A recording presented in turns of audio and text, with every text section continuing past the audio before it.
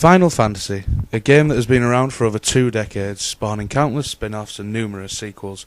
We're currently awaiting the release of Final Fantasy XIII, a very impressive number for any game series. But for this review, I wanted to review the so-called Holy Trilogy of Final Fantasy games, 7, 8 and 9. These games have some of the largest fan bases in gaming history, especially 7, and I thought I'd give my own spin on them, my thoughts then and now. Ever since I picked up a PlayStation pad, I love Final Fantasy.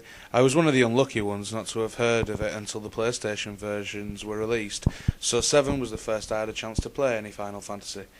This was an amazing experience for me at the time. I loved every minute of that game. Although many differ with me on the turn-based battle system, I loved it.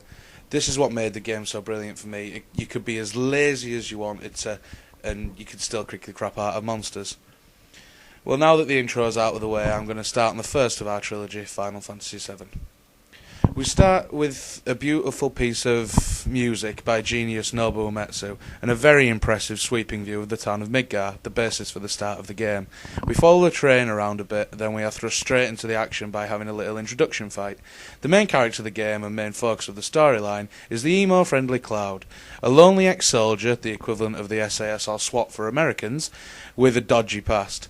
This is the one who you control from the beginning, along with Mr. T, wannabe Barrett, a man with a gun for an arm and a rather angry persona. For an intro to a game, it was stunning. We were shown the sheer power of the PlayStation. Okay, it wasn't what we have today, but contextually it was beautiful. After this, we were given a rather long-winded but thoroughly immersive storyline to follow. You are a freelance operative who likes to take on contracts that get won over the Shinra Corporation, the supposed baddies of the game. You have to plant a bomb and eventually you're thrown from a reactor and into a flower bed of an beautiful girl who our hero Cloud falls for. Here lies my first bugbear with Final Fantasy VII. I can understand that it's a fantasy land, monsters are real, and a bird can miraculously carry 3 high potions and 5,000 gil. I can even get over the fact that Cloud's sword is ludicrously bigger than his body, proving that even heroes can have small penises. Hell, egg timer arms are barely plausible, but the thing I really can't get over is that Cloud falls countless hundreds of feet down that shaft and comes to without a scratch. Fair play. Birds can carry items, and we can all run around beating innocent policemen for your latest materia fix. But once you start fucking with gravity, you are totally in the realms of what the fuck. After what seems like an eternity of rather boring story building and mini-games which only become slightly possible to complete perfectly after you splash out for a walkthrough, you get to the Shinra building. You see the president of Shinra dead with an even longer sword in his back, and his son stood outside awaiting a rather simplistic boss fight. This sword belongs to Sephiroth, the resident crybaby of Final Fantasy VII. You know nothing of this character really, and just assume that he pawns because of the size of his sword. Now that Shinra has taken such a blow, Cloud decides it's high time, more like about fucking time, to leave Midgar for the open world. You quickly come into contact with evil bikers and weird yellow birds called chocobos, or chocobos as some call them. This leads us to capturing one of these poor birds so he can keep away from the giant snake and safely cross the marshes. Now, I just have to say that I took great pleasure in returning to these marshes once I had successfully Super Saiyan my characters and whipping that snake over and over again.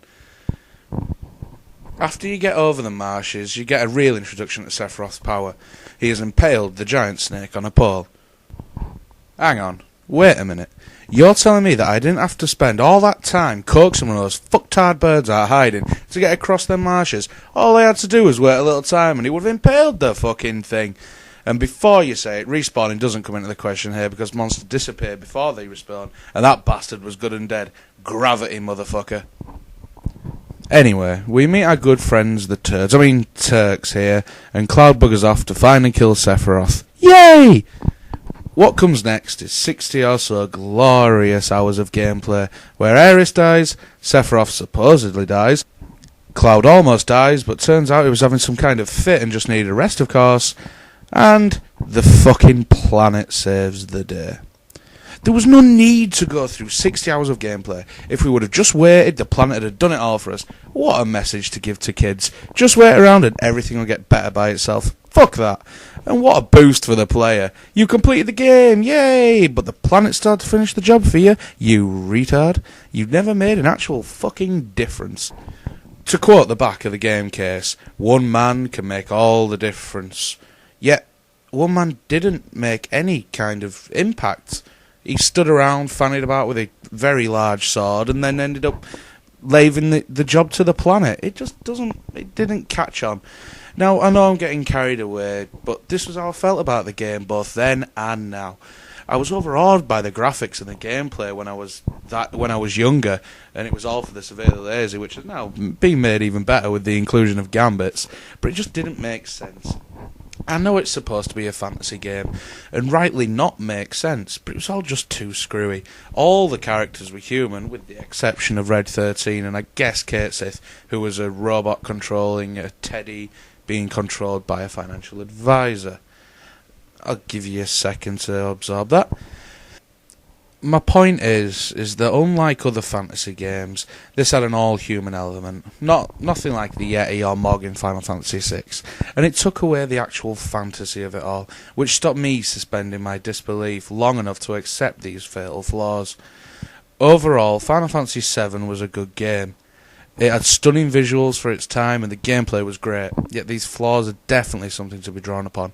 I didn't want to play on the whole emo, Cloud and Sephiroth thing, because in all honesty, in their situation, would you be any different? Join me for my next instalment as we look at the second game in the holy trilogy of Final Fantasy, Final Fantasy VIII.